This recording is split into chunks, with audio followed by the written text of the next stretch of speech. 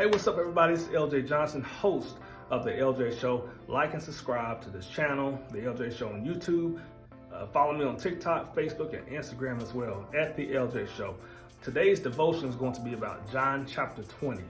John chapter 20. And what I want to get at with this is it's all about evidence, right? So it starts out with Mary Magdalene. She sees the tomb empty, and she's like, oh, what in the world? They stole him. They stole him, right? So she's just like, well, who stole the body? And there's a lot of theories going on. I'll go over those in a minute about stealing the body and all this stuff about the resurrection. So she goes and gets John and Peter.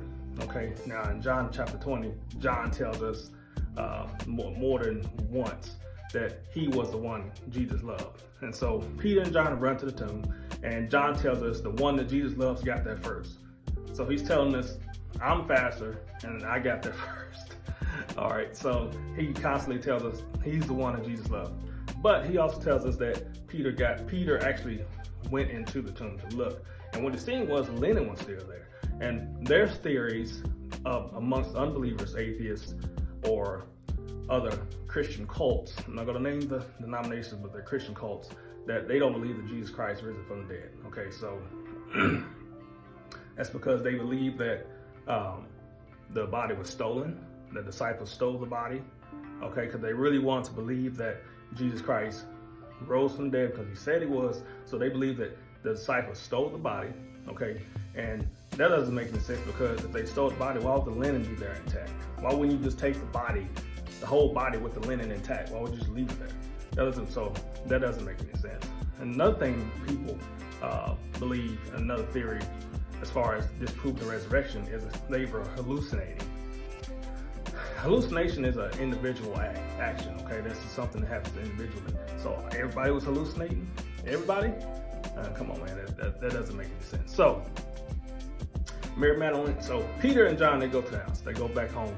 And Mary Magdalene, she sees Jesus, and she turns around, and Jesus calls her name Mary. And she tries to like hug him, and that's what anybody would do, right? You run and hug him, and oh my gosh, Jesus, it's you. So she tried to hug him. He said, don't cling to me yet. I haven't ascended to my Father in heaven. Go and tell the disciples that I've risen, and I'm coming to talk to them. So he goes and talks to the disciples, and he says, peace be with you. Okay, now, I know why it says this, because they're probably like, oh my gosh, especially like Peter, right? He denied him 3 times, and he's probably all upset.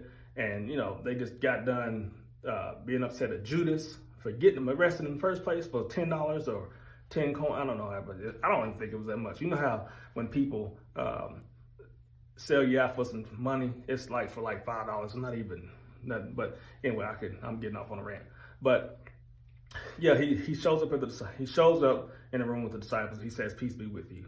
Okay, now the Thomas part, the Thomas thing with him doubting the fact that Jesus Christ did in fact resurrect from the dead, that is the most important thing to me, concept and thing that's happened in John chapter 20 to me, because a lot of us doubt God, and we go through we go through times of doubt. We go through this like times of doubt in our lives, and it's hard. It's we're afraid, and we're human, right?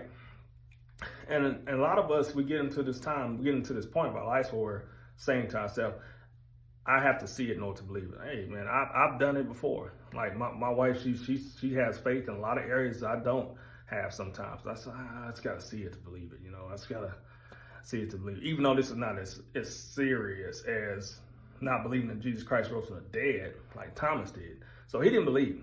Thomas didn't believe that Jesus Christ rose from the dead. He said, I got to see it first. I got to see it. I got to see his hands. I got to see his side. So Jesus Christ, what we call, teleported into the room. He just appeared into the room, and he said, peace be with you again, because I'm pretty sure the disciples were like, oh my gosh, where you come from, man? Where did you come from? Hey, peace be with you. Peace be with you.